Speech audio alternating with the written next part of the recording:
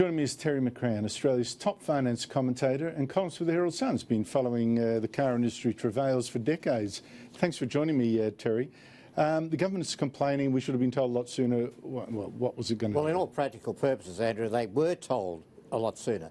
As soon as Holden closed its plant, as indeed did Ford, as indeed did Toyota, there was no way in the world they were going to maintain, and Holden was the only one of the three that actually had a unique Australian car, the Holden. Ford had a version of the American car and Toyota had a version of the Holden car. So Holden was in a sense the linchpin of all this, and Holden, there was no way it was going to maintain that car once it closed that factory. So this decision really was announced 3 years ago, if not before that, once they embarked on that process of no longer making cars in Australia. And the rapid decline of market share is really quite extraordinary, because we don't say, oh look, you know, these Toyotas aren't built in Australia, so let's not buy them again. They could have done a little better than this. You have to draw a distinction between the Holden car, you know, the iconic Commodore, and the varieties of that, the Monaro and so on, which was only a small part of their range now, and the rest of their range was the typical stuff you could buy from Hyundai, from Kia, from any of the other 55 brands that we now have in Australia. So they were never going to be, you know, they don't market, I mean, they're under the overall Holden brand, but they have got nothing to do with that history, that iconic Holden Commodore. And it was that the loyalty went. Well, the sedan, the family sedan. It wasn't only the loyalty, it was no longer the right car. You know, to be like trying to sell a black and white television in the 21st century, or indeed an old cathode ray tube television. Once that factory went, all those jobs that were still there were on borrowed time, and there was no way that General Motors was going to maintain a significant presence in Australia in terms of engineering skill and input to go into designing a car made in Europe, of which only a tiny fraction would actually end up being sold in Australia. It just wouldn't have made any sense. For the almost 600 people that are going to lose their jobs, this is very bad. Is it bad news for the rest of Australia? I mean, we never like to see a company fall, but... Not really. I mean, you know, it's sad for those people out there that are losing their jobs, but we're seeing this across the economy all the time. I mean, all those retail brands that are closing down, hundreds of jobs adding up to thousands of jobs that are going. This is the reality of living in the 21st century, that dynamic interface with the rest of the world, computerisation, integration online, the fact that we're now part of a global economy, and you cannot maintain a business in Australia which is just marketing to the small population base. Again, localism then and identity is sort of being washed out in the global economy. Significantly. But talking about the economy now, it is being hit first by the bushfires, then by the coronavirus, which ironically is part of this borderless world that we're getting, because exactly. You get disease in a market in central China, and before you know it, people are sneezing in Australia. One obvious impact is tourism from China. That's stopped dead. Another is 100,000 Chinese students registered at universities still trapped in China.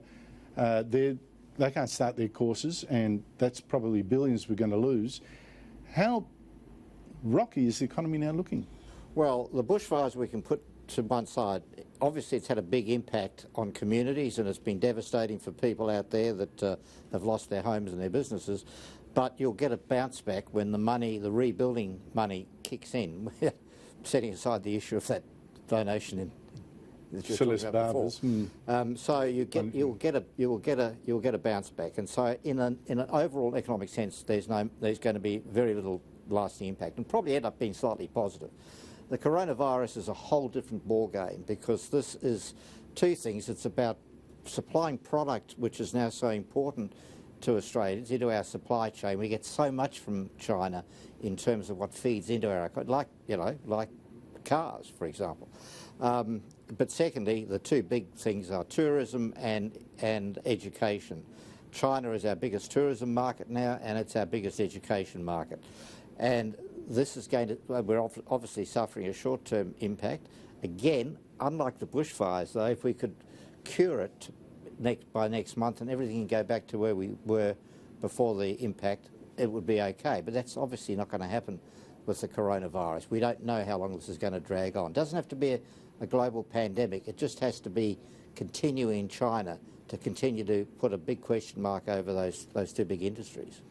I can't help but notice in the grab that I played of Scott Morrison, and we'll play a couple more clips later, have a look for yourself, how tired and almost unkempt in the latest press conference and exhausted and even older he suddenly looks. The pile on Scott Morrison, I suspect his budget surplus will probably disappear. The economy might get a rocking. And isn't this going to be the case where it is really going to cost him that he hasn't had a broader economic agenda to talk about? He seems like sitting there becalmed while people are just firing at will at him. Well, I think there are three things that have come together. One is events. You know, we should know from hundreds of years that events can come out of left field and whack you, and that's certainly been the case. Secondly, as you say, he got ambushed by the election result. I mean, he didn't really expect to win, so he didn't really have a broad agenda, and he really hasn't known what to do subsequent to that election. And then third, there's the climate change issue has again come out of left field, and playing into all that, where he doesn't have a firm agenda, there are these left field events. There's a leadership vacuum. It's not helped by what's happening in the National Party.